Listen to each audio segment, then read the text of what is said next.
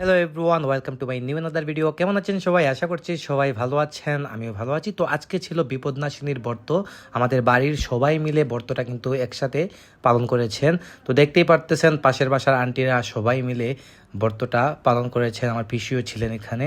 তারপর উনি হচ্ছেন আমার আঙ্কেল, আমাদের সামনের বাসার। এটা হচ্ছে আমাদের বাসা, আর যেখানে দাঁড়িয়েছিলাম ওটা হচ্ছে আঙ্কেলের বাসা। তো আঙ্কেলের বাসাতেই কিন্তু সবাই মিলে ব্রতটা করেছেন। তো আমি সারাদিনই দোকানে ছিলাম, তো এসে দেখি ব্রত মোটামুটি শেষ হয়ে গেছে। হ্যাঁ, তো আমি আসটা মাত্রই মা পিসিরা সবাই মিলে আমাকে ভোগের প্রসাদ দিয়ে দিয়েছিলেন। ভোগের প্রসাদ খাওয়ার পর বললেন যে খিচুড়ি খাওয়ার জন্য।